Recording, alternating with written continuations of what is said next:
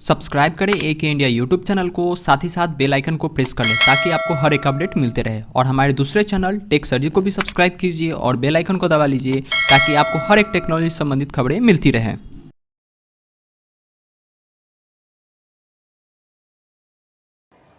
स्वागत है दोस्तों आप सभी का AK इंडिया यूट्यूब चैनल में। दोस्तों ये है set 18 Bihar police constable exam 2019-20 के लिए। दोस्तों आप इस वीडियो को 21 सितंबर 2019 को देख रहे हैं। दोस्तों अगर आप इस पीडीएफ को डाउनलोड करना चाहते हैं तो आप हमारे टेलीग्राम ग्रुप में जुड़ सकते हैं। यहाँ पर आप सभी को इस पीडीएफ मटेरियल को वहां पर शेयर कर दिया जाता है, जहां से आप इसे डाउनलोड भी कर सकते हैं। साथ ही दोस्तों आप इसे ऑनलाइन पढ़ना चाहते हैं तो आप हमारे ऑफिशियल वेबसाइट www.akindiajob.com के ऑफिशियल वेबसाइट पे विजिट करके आप इसे ऑनलाइन पढ़ भी सकते हैं। दोस्तों अभी तक आपने AK इंडिया यूट्यूब चैनल को सब्सक्राइब नहीं किया तो सब्सक्राइब कर लीजिए ताकि आपने बिहार पुलिस कांस्टेबल एग्जाम की प्रिपरेशन कर सके। और डेली नोटिफिकेशन सुबह 7 बजे पाने के लिए दोस्तों आप लोग बेल आइकन को भी जरूर प्रेस कर लीजिएगा ताकि आप लोगों को डेली इसकी नोटिफिकेशन मिल सके। दोस्तों काफी सारे लोग ये पूछते हैं कि सर जो बिहार पुलिस की भर्ती है वो कब तक आएगी। तो दोस्तों मैंने खबरी पे बताया है कि बिहार पुलिस की भर्ती आपकी कब तक आएगी और इसका सीधा लिंक मैंने डिस्क्रिप्शन में आप सभी को प्रोवाइड करवा दिया है। आप वहां से डायरेक्टली इस चीज को जान सकते हैं कि बिहार पुलिस की भर्ती कब तक आएगी। वैसे दोस्तों मैं यहाँ पर आप सभी को daily GK GS current affair सारे गवर्नमेंट जॉब की अपडेट यहाँ पर प्रोवाइड करा देता हूँ, जो कि आप ऑडियो के माध्यम से यहाँ सुन सकते हैं। तो काफी बढ़िया रहेगा आप लोगों के लिए। इसका लिंक आपको डिस्क्रिप्शन मिल जाएगा, वहां से जाकर के AK इंडिया को भी फॉलो कर लीजिएगा। टेलीग्राम ग्रुप में ज्वाइन हो जाइए दोस्तों। यहाँ पर आप सभी को सारे study material free of cost provide करवाए जाते हैं। दोस्तों सारे सोशल मीडिया का लिंक जो है आप लोगों को डिस्क्रिप्शन में मिल जाएगा, तो जाकर के डिस्क्रिप्शन जरूर चेक कीजिएगा। दोस्तों वीडियो में आगे बढ़ने से पहले मैं आप सभी को कुछ बता दूं। दोस्तों आज मैंने यहाँ पर 15 क्वेश्चन लिया है और 15 क्वेश्चन काफी टफ है और मैं नहीं बोलता हूं दोस्तों ये काफी हाई लेवल का क्वेश्चन है। ठीक है, तो ये दरोगा लेवल के एग्जामिनेशन का क्वेश्चन दोस्तों सारे क्वेश्चन। तो आप लोग जरूर बताना कि आपने 15 क्वेश्चन में से कितना क्वेश्चन सही किया। दोस्तों अगर आप मैक्सिमम 7 क्वेश्चन भी अटेम्प्ट कर लेते हो यहाँ पर तो आप लोगों के लिए सफिशियंट है आपके कांस्टेबल एग्जाम के लिए। तो आप लोग कमेंट सेक्शन में ये बताना कि आपने कितना सही किया और कितना क्वेश्चन गलत किया। और दोस्तों कल जब मैंने इसको एक्सप्लेन करके बताया था तो काफी लोग ने इसे सराहा है व्हाट्सएप में। ठीक है, उन्होंने बोला है कि सर ऐसे ही एक्सप्लेन करके बताइए। तो दोस्तों आज फिर से मैं आप सभी को एक्सप्लेनेशन के साथ क्वेश्चन लेकर के आया हूं, जो कि आप लोगों के लिए काफी यूजफुल होगा। चलिए क्वेश्चन को शुरू करते हैं। पहला प्रश्न है, निम्नांकित में से किसने हिंदी भाषा को भारत की राष्ट्रभाषा के रूप में स्वीकार व पहली बार स्वराज शब्द का प्रयोग किया। काफी इंपॉर्टेंट सवाल है दोस्तों। इसका सही जवाब क्या होगा, ये प्रीवियस ईयर एसआई के पेपर में पूछा जा चुका प्रश्न है दोस्तों। तो इसका ऑप्शन है ए राजा राम मोहन राय, बी स्वामी दयानंद सरस्वती और सी स्वामी विवेकानंद और डी बाल गंगाधर तिलक। दोस्तों इसका हम सही जवाब की बात करें, ऑप्शन नंबर बी बिल्कुल सही जवाब होगा, स्वामी दयानंद सरस्वती ने। जी हाँ दोस्तों, इन्होंने ही हिंदी भाषा को भारत का राष्ट्रभाषा के रूप में स्वीकार किया था और पहली बार स्वराज शब्द का भी प्रयोग स्वामी दयानंद सरस्वती ने ही किया था। अब देखो दोस्तों, अगर स्वामी हम दयानंद सरस्वती की बात करें तो ये आधुनिक भारत के एक बहुत ही बड़े चिंतक थे और बहुत ही बड़े देशभक्त थे। उनके बचपन का नाम मैं बात करूं दोस्तों तो स्वामी दयानंद सरस्वती के बचपन का नाम जो था दोस्तों वो था मूल शंकर। काफी अच्छा नाम है, मूल शंकर इनका नाम था। ठीक है, तो इस तरीके से आप याद रख सकते हो, जैसे कि मूल जो कि स्टार्टिंग में होता है, तो इस तरीके से स्वामी दयानंद सरस्वती का जो नाम था मूल शंकर था। तो इस तरीके से आप इसे याद कर सकते हो। अब देखो दोस्तों, इन्होंने आखिर जो राष्ट्रभाषा के रूप में कैसे स्वीकार किया इसके बारे में बताते हैं। स्वामी दयानंद सरस्वती जो थे दोस्तों वो संस्कृत में यहाँ पर हमेशा उन्होंने अपना व्याख्यान दिया है, लेकिन केशव चंद्र सेन की प्रेरणा से वो संस्कृत छोड़कर हिंदी में जो थे हिंदी में व्याख्यान करने लगे, किसी भी चीज को हिंदी में एक्सप्लेन करने लगे थे। ठीक है, और उसके बाद उन्होंने हिंदी से प्रेरित होकर हिंदी भाषा को राष्ट्रभाषा के रूप में उन्होंने स्वीकार किया था और सबसे पहली बार उन्होंने ही स्वराज शब्द का भी प्रयोग किया था, स्वामी दयानंद सरस्वती। चलिए दोस्तों आगे बढ़ते हैं और नेक्स्ट क्वेश्चन को देखते हैं। नेक्स्ट क्वेश्चन है, अखिल भारतीय राष्ट्रीय कांग्रेस की प्रथम भारतीय महिला अध्यक्ष थी कौन। तो दोस्तों इसका सही जवाब क्या होगा, अगर आपको पता है तो आप लोग कमेंट बॉक्स में भी कमेंट करके बता सकते हैं कि अखिल भारतीय राष्ट्रीय कांग्रेस की प्रथम महिला अध्यक्ष कौन थी। दोस्तों इसका सही जवाब होगा Sarojini Naidu. Option number C बिल्कुल इसका सही जवाब होगा। अब देखो दोस्तों, सरोजनी नायडू के बारे में थोड़ा सा जान लेते हैं। इनका जो जन्म हुआ था दोस्तों वो कहां हुआ था, तो हैदराबाद में इनका जो जन्म था ये हुआ था। ठीक है दोस्तों, और अपनी लोकप्रियता इनकी इतनी पॉपुलैरिटी थी और इनके पास इतना प्रतिभा था कि 1925 ईस्वी में जब कानपुर में अधिवेशन हुआ था तो उस समय इन्हें जो है अध्यक्ष बनाया गया था और ये पहली महिला बनी थी कांग्रेस के अध्यक्ष बनने वाली। ठीक है, पहली भारतीय राष्ट्रीय कांग्रेस की प्रथम महिला अध्यक्ष ये अब बनी थी।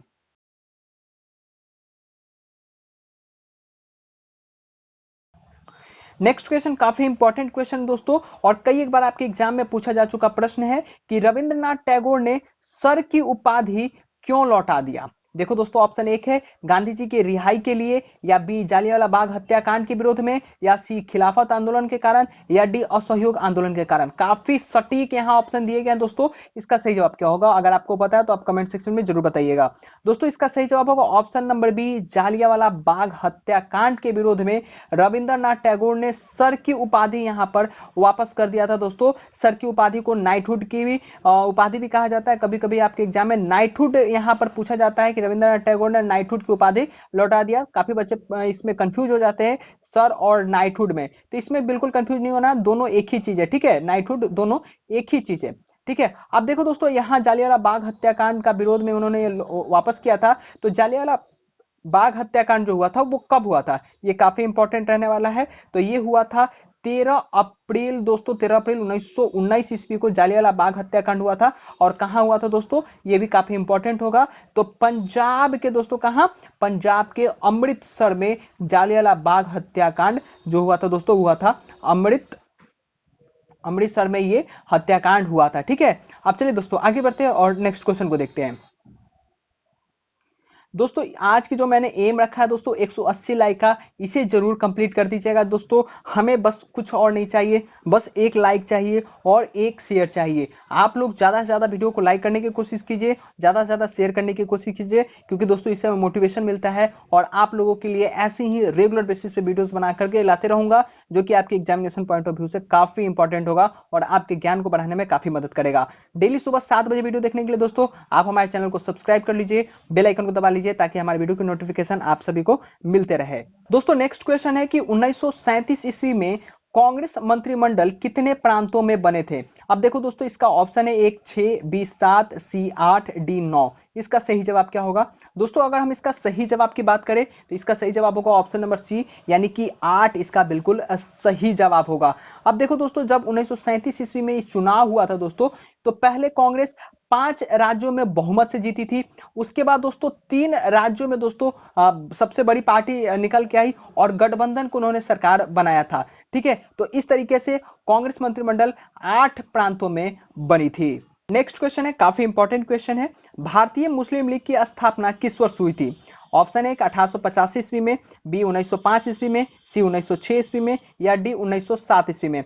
दोस्तों इसका सही जवाब क्या होगा, अगर इसका सही जवाब की हम बात करें दोस्तों, तो इसका जो सही जवाब होगा भारतीय मुस्लिम लीग की जो स्थापना हुआ था दोस्तों वो 1906 ईस्वी में हुआ था। ऑप्शन नंबर सी इसका बिल्कुल सही जवाब होगा। कभी कभी क्वेश्चन पूछा जाता है दोस्तों कि भारतीय मुस्लिम लीग की स्थापना किसने किया था। तो दोस्तों भारतीय मुस्लिम लीग का जो स्थापना था दोस्तों वो नवाब ऑफ ढाका ने किया था। अब ये पूछोगे नवाब ऑफ ढाका कौन है, तो दोस्तों इसके बारे में भी आप सभी को मैं यहां बता दूं, तो जो नवाब ऑफ ढाका थे दोस्तों उनका नाम आप नोट डाउन कर लीजिए, काफी इंपॉर्टेंट होगा।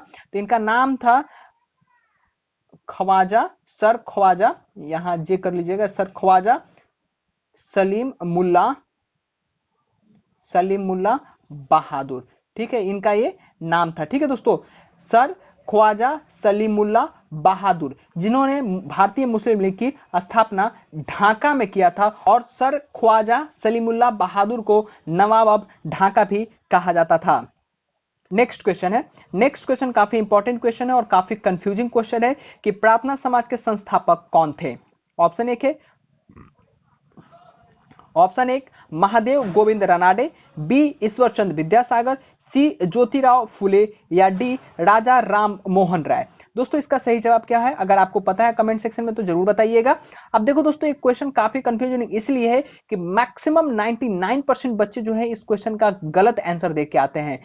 ठीक है दोस्तों, तो आज आपकी ये प्रॉब्लम मैं दूर कर दूंगा। आप हमेशा जब भी इस क्वेश्चन को देखोगे तो हमेशा सही जवाब ही देकर के आओगे। कैसे? तो चलिए आपको मैं यहां पर समझाने की कोशिश करता हूं। दोस्तों प्रार्थना समाज के संस्थापक की अगर हम बात करें दोस्तों, तो इनके जो संस्थापक थे दोस्तों वो महादेव गोविंद रानाडे इसका जो बिल्कुल सही जवाब होगा। ठीक है, इस क्वेश्चन के बेसिस पे इसका सही जवाब महादेव गोविंद रानाडे होगा। लेकिन दोस्तों यहां पर एक और नाम आता है, आत्मा राम पांडुरंगा। ठीक है, आत्मा राम पांडुरंगा। ठीक है, जिन्होंने प्रार्थना समाज के संस्थापक थे, वो रियली कौन थे? तो आत्माराम पांडुरंगा इसका रियली संस्थापक थे। अब देखो दोस्तों, तो आप बोलोगे कि ये महादेव गोविंद रानाडे कैसे आ गए? तो दोस्तों महादेव गोविंद रानाडे के कारण जो प्रार्थना समाज था वो काफी ज्यादा पॉपुलर हो गया था। इसके लिए दोस्तों प्रार्थना समाज के संस्थापक के रूप में महादेव गोविंद रानाडे को ही लोग जानने लगे थे। तो आपको दोस्तों आत्माराम पांडुरंगा का भी नाम याद रखना होगा और महादेव गोविंद रानाडे को भी नाम याद रखना होगा। इसलिए दोस्तों अगर ऑप्शन में आपको आत्माराम पांडुरंगा का मिल गया तो दोस्तों इसका सही जवाब आत्माराम पांडुरंगा होगा। अगर ऑप्शन में महादेव गोविंद रानाडे है और आत्माराम है तो दोस्तों आपको आत्माराम पांडुरंगा इसका बिल्कुल सही जवाब देना होगा। अगर जब आत्माराम नहीं होगा तब महादेव गोविंद रानाडे इसका बिल्कुल सही जवाब होगा। तो बिल्कुल कंफ्यूजन नहीं करना है, आप 100% इसका सही जवाब इस तरीके से दे पाओगे और आपका 1 नंबर जो है वो 100% कंफर्म यहां से हो जाएगा।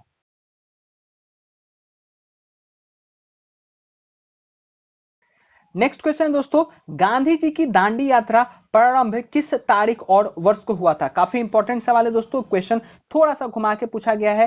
क्वेश्चन अगर रियली पूछा जाता कि गांधी जी की जो दांडी यात्रा था वो कब आरंभ हुआ था, ठीक है, इस तरीके से भी क्वेश्चन पूछा जा सकता है। लेकिन यहाँ विद्यार्थियों को कंफ्यूज करने के लिए यहाँ पर इस तरीके से पूछा गया है कि किस तारीख और वर्ष को यहाँ पर शुरू हुआ था। ऑप्शन एक है 12 फरवरी 1922, बी 12 मार्च 1930, सी 6 अप्रैल 1930 या डी 2 मार्च 1930। दोस्तों इसका सही जवाब क्या होगा? अगर इसका सही जवाब आप सभी को पता है तो आप लोग कमेंट सेक्शन में भी इसका सही जवाब बता सकते हैं। अब देखो दोस्तों इसका सही जवाब क्या होगा? इसका जो सही जवाब है ऑप्शन नंबर बी 12 मार्च 1930 बिल्कुल सही जवाब होगा। गांधी जी की जो दांडी यात्रा था वो 12 मार्च को शुरू हुआ था और 1930 ईस्वी में शुरू हुआ था और लगभग 26 से 27 दिन तक दोस्तों इनकी ये दो दांडी यात्रा था, जिसे हम नमक मार्च के नाम से भी जानते हैं। क्या? नमक मार्च, इसको नमक मार्च इसको लीजिए, नमक मार्च के नाम से भी जाना जाता है और इसे दोस्तों दांडी सत्याग्रह के नाम से भी जाना जाता है। किस नाम से? दांडी सत्याग्रह के नाम से भी इसे जाना जाता है।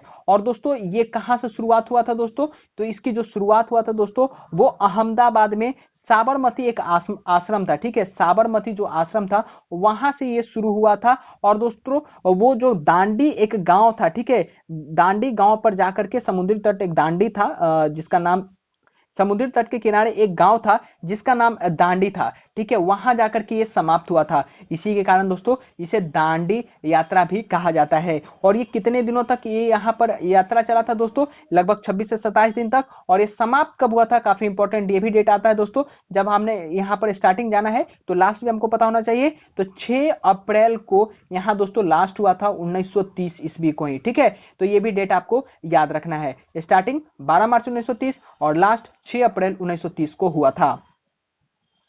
नेक्स्ट क्वेश्चन काफी इंपॉर्टेंट क्वेश्चन है कि वर्ष 2011 की जनगणना के अनुसार भारत में न्यूनतम जनसंख्या वाला घनत्व राज्य कौन सा है? ऑप्शन एक नागालैंड, बी अरुणाचल प्रदेश, सी मणिपुर या डी सिक्किम। दोस्तों इसका सही जवाब क्या होगा? अगर इसकी हम सही जवाब की बात करें तो इसका सही जवाब होगा अरुणाचल प्रदेश। काफी इजी क्वेश्चन है। 2011 की जनगणना अनुसार भारत की न्यूनतम जनसंख्या वाला घनत्व वाला जो राज्य है वो अरुणाचल प्रदेश है। अगर इसके हम घनत्व की बात करें तो 17 व्यक्ति जो है पर स्क्वायर किलोमीटर में आती है। ठीक है, एक स्क्वायर किलोमीटर में यहाँ 17 लोग ही रहते हैं। अगर दोस्तों यहाँ पर हम न्यूनतम जनसंख्या की बात कर लिए हैं तो अधिकतम की बात करते हैं। अधिकतम हमारा बिहार है। ठीक है दोस्तों, अधिकतम कौन होगा? बिहार। अगर बिहार के हम जनसंख्या घनत्व की यहाँ बात करें दोस्तों तो बिहार की जनसंख्या घनत्व कितना है? तो 1106 पीपुल जो है पर स्क्वायर किलोमीटर में यहां पर रहते हैं। ठीक है, अब ये भी देख लो दोस्तों काफी ज्यादा है। एक अरुणाचल प्रदेश में 17 लोग रहते हैं 1 स्क्वायर किलोमीटर में और बिहार में 1106 पीपल रहते हैं 1 स्क्वायर किलोमीटर में। अगर 1 स्क्वायर किलोमीटर का मतलब नहीं समझ में आया तो यानी कि पूरा 1 किलोमीटर की लंबाई और चौड़ाई के एरिया में जितने लोग आते हैं उसकी यहाँ पर काउंटिंग की जाती है।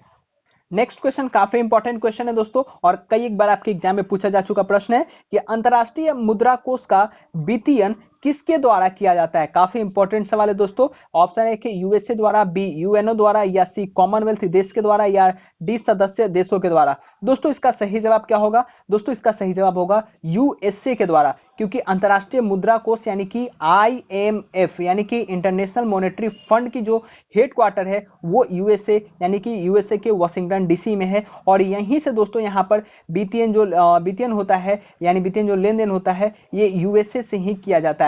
अब देखो दोस्तों, अगर हम आईएमएफ के बारे में बात करते हैं तो इसकी हेडक्वार्टर कहाँ है? तो हेडक्वार्टर अभी मैंने बताया यूएसए में है, वाशिंगटन डीसी में। इसकी फॉर्मेशन भी कभी कभी पूछा जाता है कि आईएमएफ की फॉर्मेशन कब हुआ था, तो 1945 में हुआ था। अगर छोटा डेट की बात करें तो 27 दिसंबर इसका सही जवाब होगा। ठीक है, फॉर्मेशन कब हुआ था? 27 दिसंबर 1945 ईस्वी को। चलिए दोस्तों आगे बढ़ते हैं और नेक्स्ट क्वेश्चन को देखते हैं।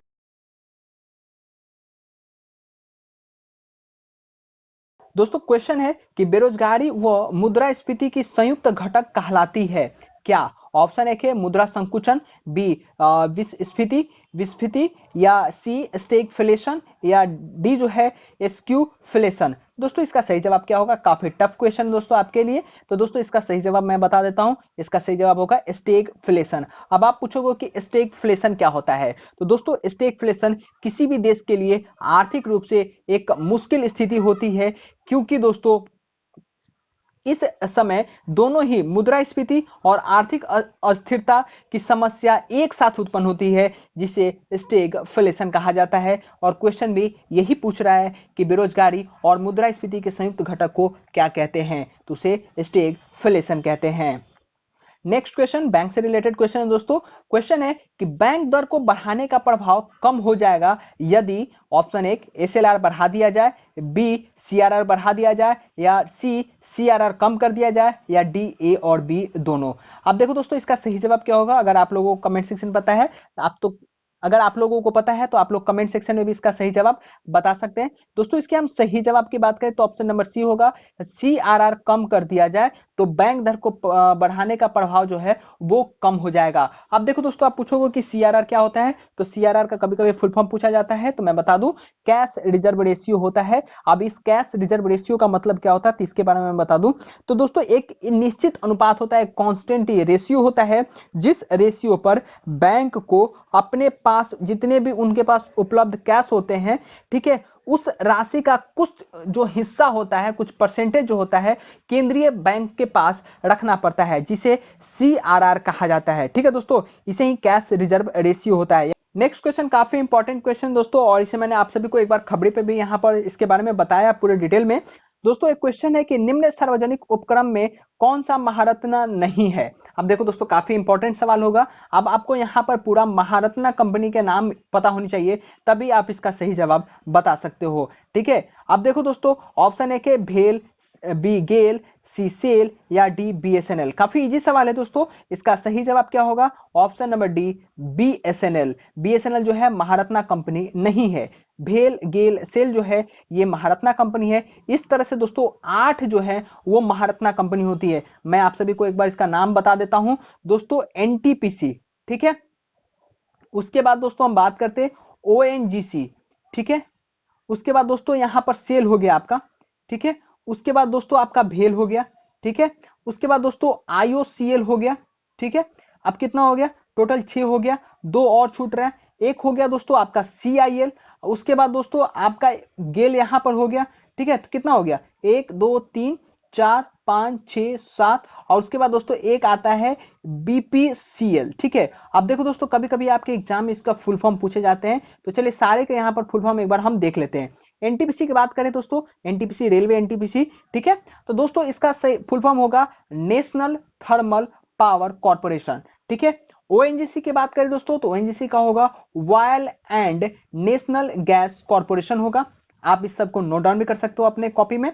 दोस्तों अगर हम यहाँ पर आईओसीएल की बात करते हैं, ठीक है, तीसरे नंबर जो है आईओसीएल, इसके बारे में बात करते हैं दोस्तों, तो इसका फुल फॉर्म होगा इंडियन ऑयल कॉर्पोरेशन लिमिटेड होगा, ठीक है दोस्तों। उसके बाद दोस्तों हम सीआईएल की बात करते हैं, फोर्थ नंबर पे इसको बात करते हैं, ठीक है, सीआईएल की बात करते हैं दोस्तों हम, एक मिनट,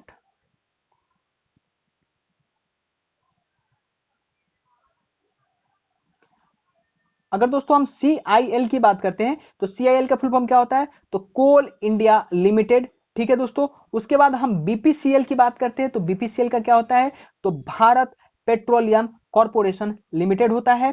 ठीक है दोस्तों, उसके बाद हम भेल की बात करते हैं तो भेल का क्या होता है, तो भारत हैवी इलेक्ट्रिकल लिमिटेड होगा। उसके बाद दोस्तों गेल की बात करते हैं तो गेल का फुल फॉर्म क्या होता है, तो गेल का होता है gas authority of India limited होगा। उसके बाद दोस्तों उसी तरह सेल का हम पता कर लेते हैं तो सेल का होता है steel authority of India limited. ठीक है दोस्तों, तो ये सारे फुल फॉर्म आपको याद रखने हैं, साथ ही महारत्ना कंपनी का भी नाम आपको याद रखने कि कितने महारत्ना कंपनी होते हैं। अब देखो दोस्तों, महारत्ना कंपनी अगर आपको पता है तो आपको एक और टर्म आता है दोस्तों, नवरत्न कंपनी। ठीक है, नवरत्न कंपनी जो है उसका भी नाम आपको याद रखना होगा। तो नवरत्न कंपनी दोस्तों काफी ज्यादा है, आप इस लिस्ट में देख सकते हो कि ये पूरा जो है नवरत्न कंपनी है। तो कुल कितने होते हैं, तो 17 जो है नवरत्न कंपनी होती है। ठीक है, अगर आपको नहीं पता है तो आप इसे नोट डाउन भी कर सकते हो। चलिए दोस्तों आगे बढ़ते हैं और नेक्स्ट क्वेश्चन को देखते हैं।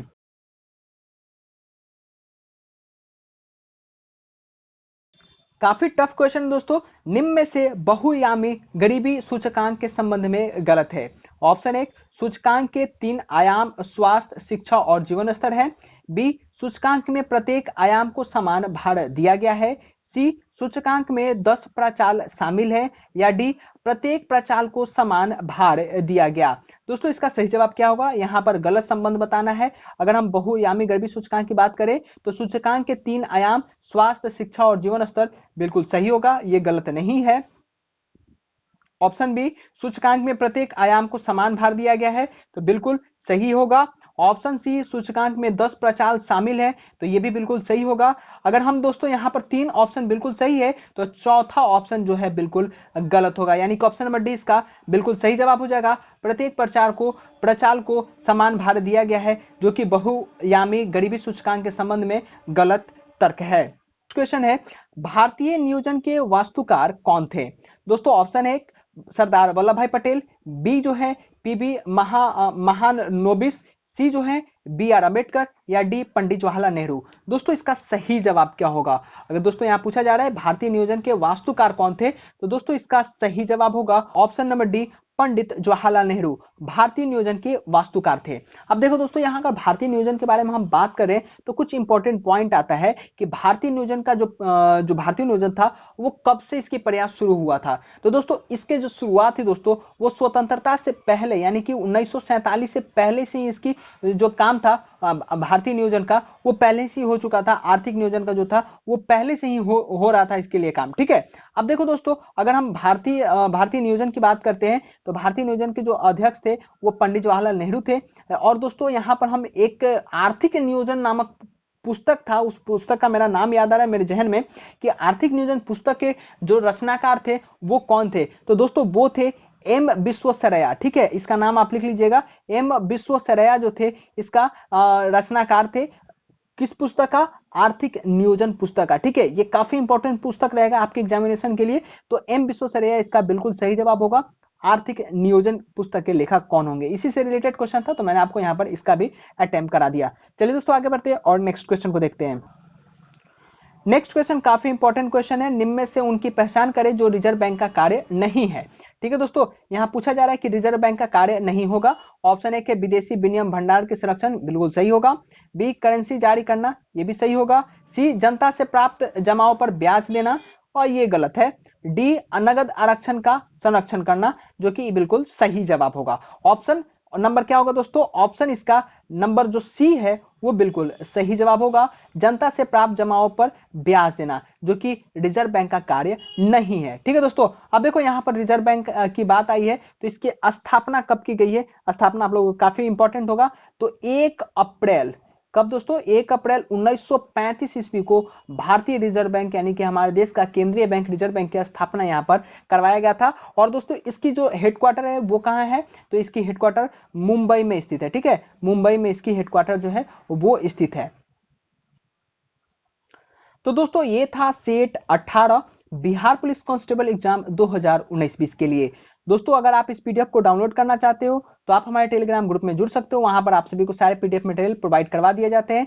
या तो दोस्तों सिंपली आप इसे ऑनलाइन पढ़ना चाहते हो तो www.akindiajob.com के ऑफिशियल वेबसाइट पर विजिट करके आप इसे पढ़ भी सकते हो। दोस्तों अभी तक आपने यूट्यूब पे हमें सब्सक्राइब नहीं किया है तो सब्सक्राइब कर लीजिए, साथ ही बेल आइकन को दबा लीजिए ताकि डेली सुबह 7 बजे आप लोगों को हमारे वीडियो की नोटिफिकेशन मिल सके। और खबरी पे फॉलो कर लीजिए दोस्तों, खबरी पे मैंने आप सभी को बिहार पुलिस की भर्ती कब तक आएगी उसके बारे में हम पूरी जानकारी दे दी है, लिंक डिस्क्रिप्शन मिल जाएगा, वहां से सिंपली इसको सुन सकते हैं। साथ ही टेलीग्राम ग्रुप में ज्वाइन हो जाइए। टेलीग्राम ग्रुप में जुड़ने से दोस्तों आप लोगों को ये फायदा होगा, जितने भी स्टडी मटेरियल होंगे दोस्तों आप लोगों को यहाँ फ्री ऑफ कॉस्ट यहाँ पर प्रोवाइड करवाई जाएगी। तो आप लोग टेलीग्राम ग्रुप में भी जुड़ जाइए। सारे सोशल मीडिया का लिंक जो है दोस्तों आप लोगों को डिस्क्रिप्शन मिल जाएगा, डिस्क्रिप्शन जरूर चेक कीजिएगा।